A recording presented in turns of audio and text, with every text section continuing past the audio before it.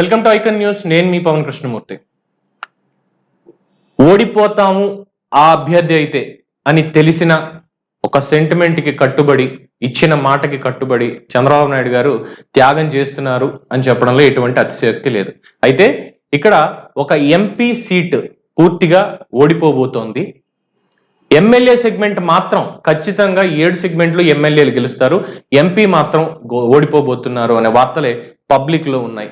Public లో కూడా కాదు, పచ్చి తెలుగుదేశం పార్టీ కార్యకర్తలే ఈ మాటలు చెప్తున్నారు. ఎట్టి పరిస్థితుల్లో ఎంపీ సీటు గెలవము, ఎంపీ సీటుకి ఓటు మేము వెయ్యము, ఎమ్మెల్యేలని గెలిపించుకుంటాం, మేము ఇంకొక పార్టీకి కూడా ఓటు వెయ్యము, వెళ్ళి నోటాకే వేస్తాం, మాకు ఆ అభ్యర్థి వద్దు అని స్పష్టంగా చెప్తున్నారు.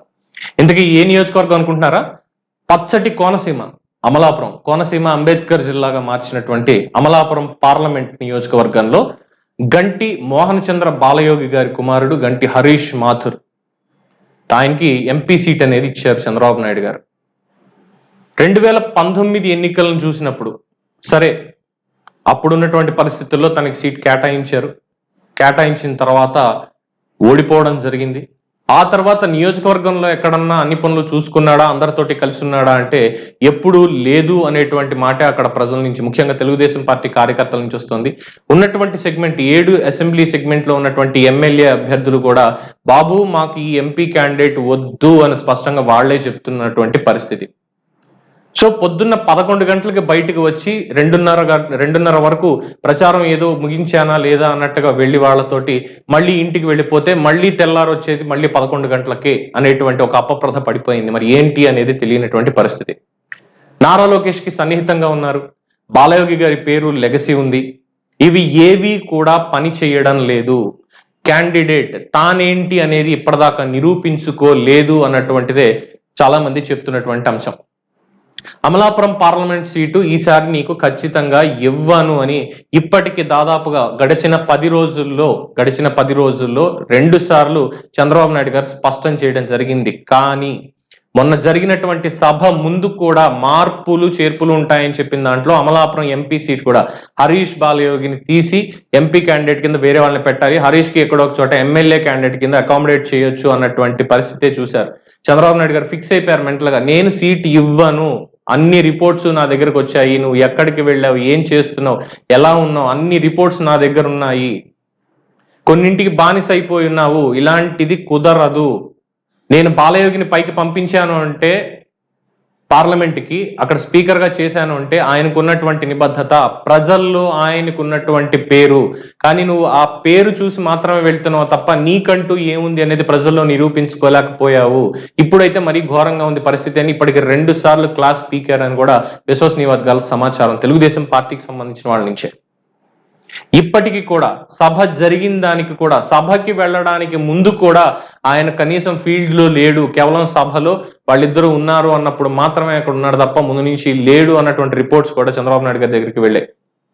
సరే నేను మారుతాను, నేను చేస్తాను అని చెప్పి ఎప్పటికి చెప్పినా, ఇప్పటికి 3 సార్లు పిలిపించుకుని మాట్లాడినా సరే పద్ధతి మారలేదు అన్నటువంటి రిపోర్ట్స్ కూడా తెలుగుదేశం పార్టీ అధినేత చంద్రబాబు నాయుడు దగ్గర ఉన్నాయి.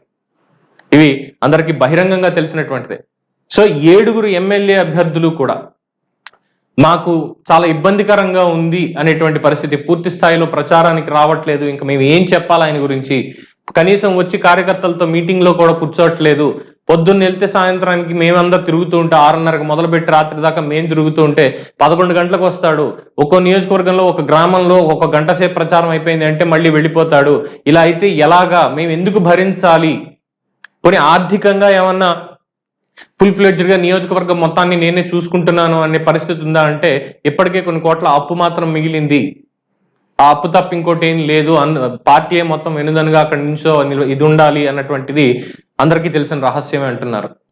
సో కార్యకర్తలు మొత్తం అందరూ ఇది చెప్తున్నారు, మేము ఎంపీ సెగ్మెంట్ లో మేము పార్టీకి ఓటు వేయట్లేదు, అది సీట్ పోతుంది ఖచ్చితంగా, మాకు మనస్కరించడం లేదు, ఎమ్మెల్యేలందరినీ మెజారిటీతో గెలిపించుకునే పూచి మాది, Telugu Desam party Amalapuram MP candidate కి మేము వెయ్యము ఓటు, మేము నోటాకి వేస్తాం, మేము మిగతా వాళ్ళకి వెయ్యం, వైసీపీకో కాంగ్రెస్ కో ఇంకొకళ్ళకో మేము వేసేది లేదు, మేము ఖచ్చితంగా నోటాకే వేస్తాము అని చెప్పి వాళ్ళు స్పష్టం చేస్తున్నారు. కార్యకర్తల్లో తీవ్ర వ్యతిరేకత ఉంది. అట్లీస్ట్ ఇది ఎందుకు చెప్పాల్సి వస్తోంది, నాకేమైనా వ్యక్తిగతంగా హరీష్ మీద కోపం ఏమైనా ఉందా ఇంకోటి అంటే ఎటువంటిది లేదు. వాళ్ళు అక్కడ మాట్లాడుకుంటున్నటువంటి మాటలే ఇక్కడ మీ దగ్గర ప్రజెంట్ చేయడం జరుగుతుంది. కాబట్టి తెలుగుదేశం పార్టీ వాళ్ళు ఎవరినైనా కనుక్కోవచ్చు. ఇక్కడి నుంచి ఈ క్షణం నుంచి కరెక్ట్ గా 30 రోజులు ఉంది. ఈ 30 రోజులైనా సరే నడుము ఉంచి పనిచేసి 24 గంటలు ప్రజల్లో ఉండి తన పేరు వినిపించేలా చేసుకోవాలి. పాజిటివ్ గా పేరు వినిపించేలా చేసుకోకపోతే అటు మోహన్ చంద్ర బాలయ్య గారి లెగసీకి నష్టం వాటిల్లినట్టే. అమలాపురం ఎంపీ సీట్ పోయింది అంటే, ఎందుకంటే పవన్ కళ్యాణ్ గారు ఒక ఆకాంక్ష వ్యక్తం చేశారు. పచ్చటి ఈ కొబ్బరి చెట్ల ఈ కొబ్బరి తోటల నడుమ రైలు కూత వినిపించాలి, ప్యాలెస్ ఆన్ వీల్స్ లాగా ఇది కూడా ఒక టూరిజం హబ్ అయిపోవాలి, మనకి ప్రపంచం అంతా ఇక్కడికి రావాలి, మన కోనసీమ పచ్చదనం తెలియాలి అని చెప్పారు. హరీష్ కనుక ఇదే స్థాయిలో ఉండి తనని మార్చుకోకుండా వెళ్తే రేపొద్దున రైలు కోతలు వినిపించో, పవన్ కళ్యాణ్ గారి ఆకాంక్ష కూడా నెరవేరదు. చూస్తూనే ఉన్నాం. ఇంకా దానికి ఏం చెప్పాలి అనేది నాకు అర్థం కావట్లేదు. సరే, ఉన్న పాయింట్ అయితే ఇది, మార్పు కోరుకుంటాడా గెలుస్తాడు, మద్దతు ఉంటుంది. మార్పు కోరుకోను నేను ఇలాగే ఉంటాను అంటాడా, ఎంపీ సీట్ పోతుంది, తర్వాత పార్టీ కూడా పట్టించుకునే అవకాశాలు ఉండదు. చంద్రబాబు నాయుడు గారు మాత్రం నిజంగా తన్ని అభ్యర్థిగా ఎన్నుకోవడం అనేది 2014 ఓకే, 2019 ఓకే, కానీ 2024 చావో రేవో, రాష్ట్ర ప్రజలకి చావో రేవో అనేటువంటి దాంట్లో ఆయన సెంటిమెంట్ కి కట్టుబడి ఆ సీట్ ని త్యాగం చేశాడు అంటున్నారు తెలుగుదేశం పార్టీ వాళ్లే.